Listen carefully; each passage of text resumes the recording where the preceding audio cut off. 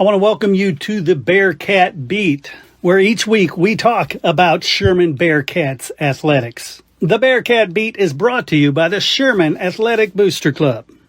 I'm your host, Chris Daly.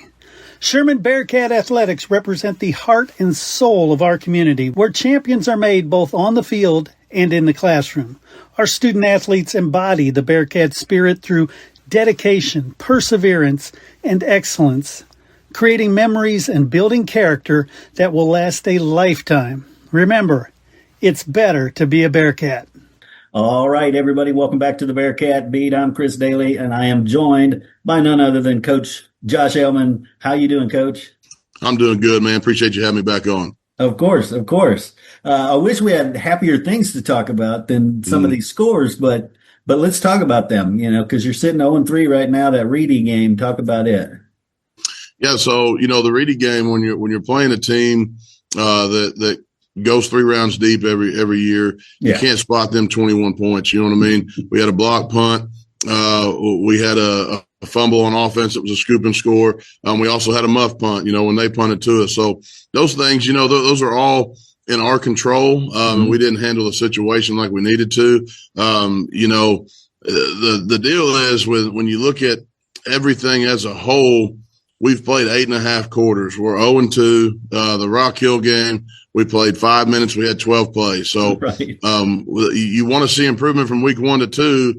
And you feel like, the mistakes that we made probably last Friday probably could have happened against Rock Hill, before going into district. They didn't. It is what it is. You handle adversity how it comes at you. We couldn't predict the weather that week. And we also couldn't sit there until 11:30 p.m. to go out and stretch. So, I'm going to tell you, like, our kids had a great week of practice. Our preparation was there. It's just coming down to the execution. We have a lot of guys that this is their first opportunity to play Friday Night Lights. And so we're seeing that a little bit. And that's some of that stuff, it's part of the process of what we're trying to get to. It obviously stings when it happens, but we're going to continue to get better. We've gotten better from week 1 to 3 when it comes to that. Week 2, 12 plays. I mean, there's not a lot we could take from that other than we sat there in lightning delays. Yeah, I got you. And talk about that. You talked about things that are not in your control like that. How are the kids progressing when it comes to the mental errors and, the things that pre-district's all about? Absolutely. They're making huge improvements. We kind of refocus and revamped what we're doing as coaches as well to help our kids along. We're kind of going back to an old school football mentality of Mondays tackle, Tuesdays tackle, Wednesdays tackle. Kind of the way it was when I played football, when a lot of us played football. And so we're full pads and we go out there and get after it, but it's really locked our kids in. We got a lot more ball down situations that we go through where it's good on good, where we're seeing, the third downs when we were struggling on defense. We got better last week on third downs simply because we repped those things all week long. We had different situations, red zone, goal line, where it's good on good and let's go get after it. And then we go scout it up when we have to.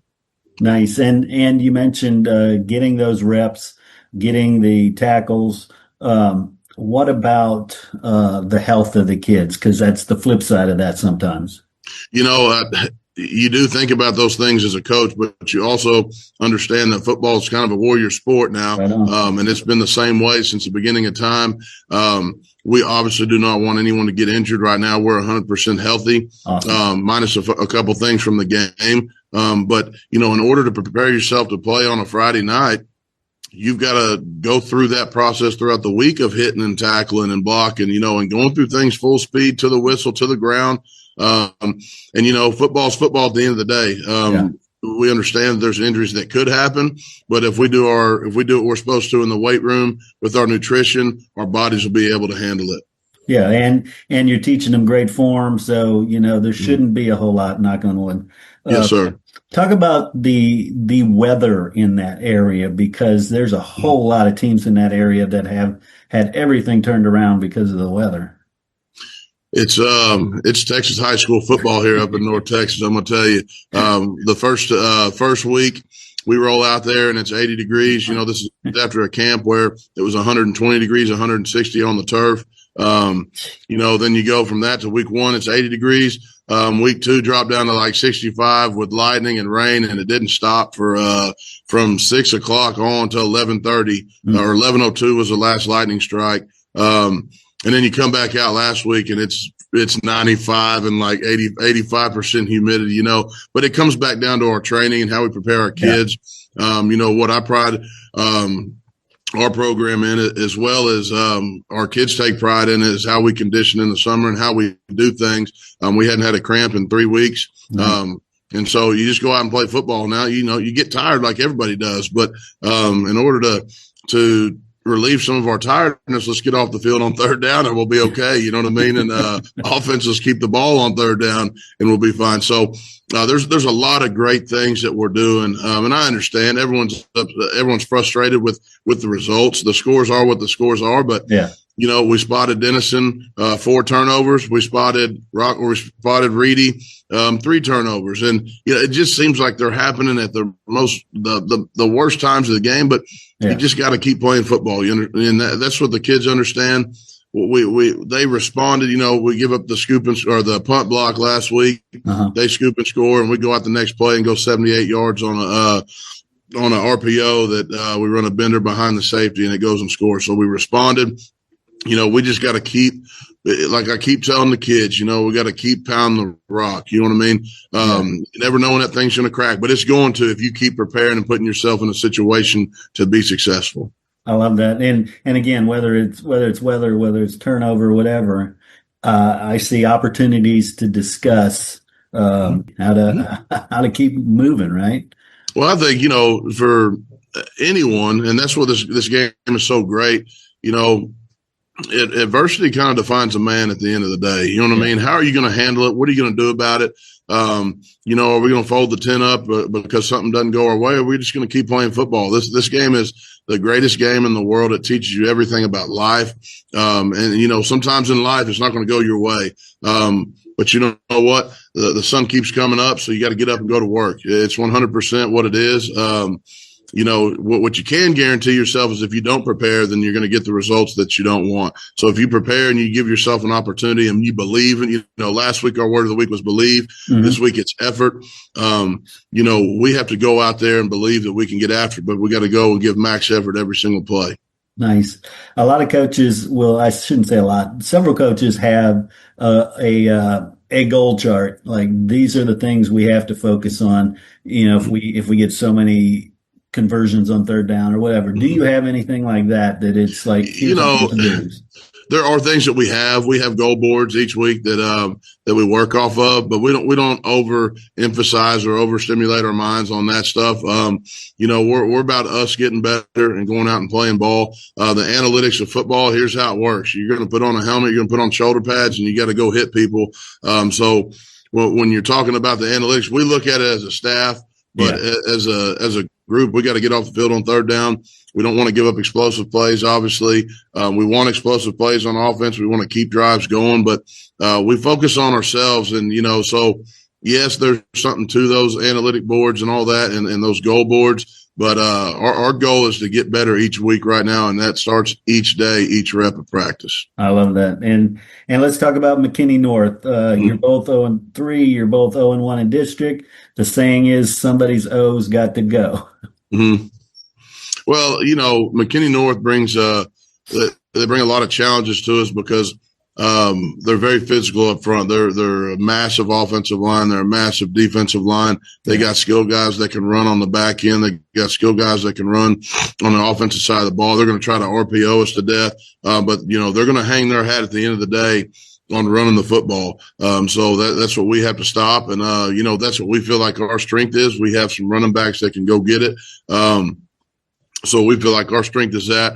But at the end of the day, we got to execute us. And that's where, when you look at week 1 and 3, that's where our struggle's been. It's just executing us. If we'll do that, we're going to be just fine. We were confident in what we got going. We're confident in our guys. We're confident in our coaching staff. And these kids are really buying into what we're doing. We just got to see it turn over on Friday night. I love it.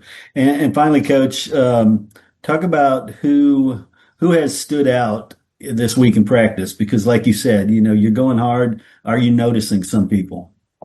Yeah, so we really turned into each day. So our word of the week, this week's effort, Jackie Johnson's had a really great week of practice. And then we got Pierre Brauhau that's gotten after this week as well. But effort's what we're looking for. So at the end of each day, so kind of to explain how it goes with us, a coach will talk about it until Thursday. So Monday, a coach talks about last week, let's say belief. Tuesday was a different coach belief, and they call a kid out at the end of the week. Those kids end up being our captains for the week.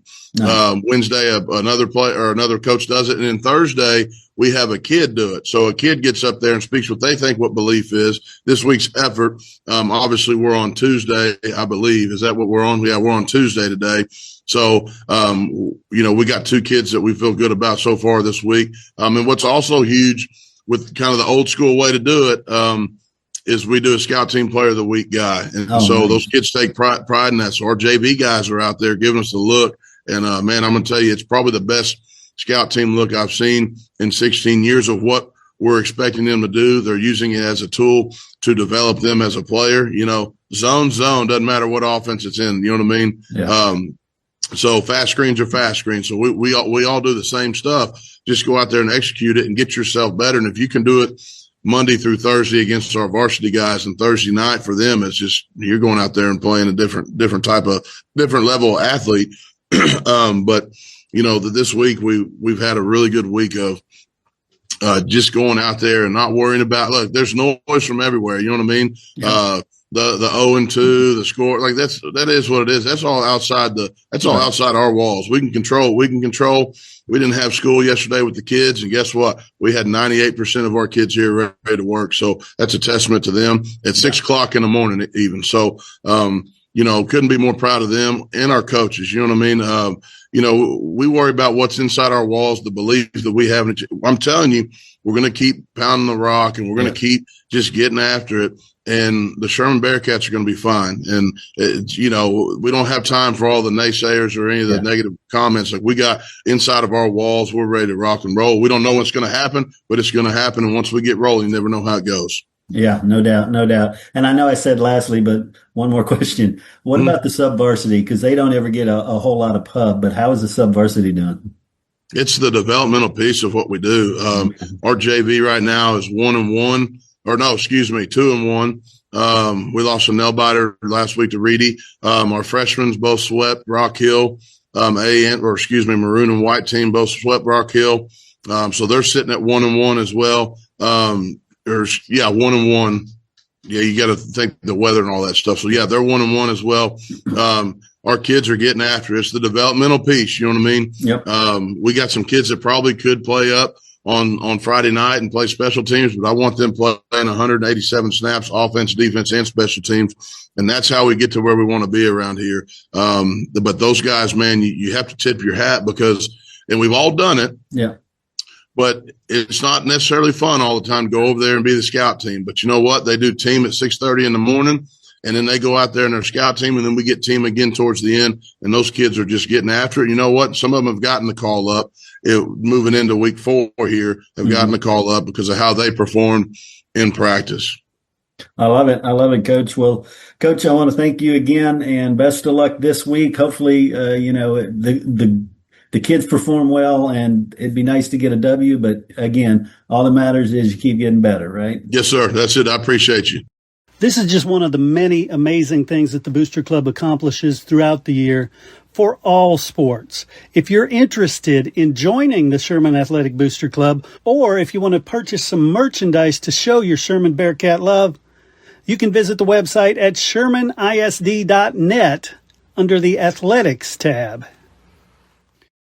Hey Coach, Lone Star Gridiron has been the leader in Coach's Show podcasts for 20 years, and now you can get your own Coach's Show podcast each week during the season as a fundraiser for your booster club. Yes, booster clubs all over are using these podcasts to help their sports programs. You get to share the stories of your program and your kids to a huge audience and make money. We started with just football, but this year have expanded to make them available for all sports. Call 713-269-4620 to find out the details and get your Coach's Show started.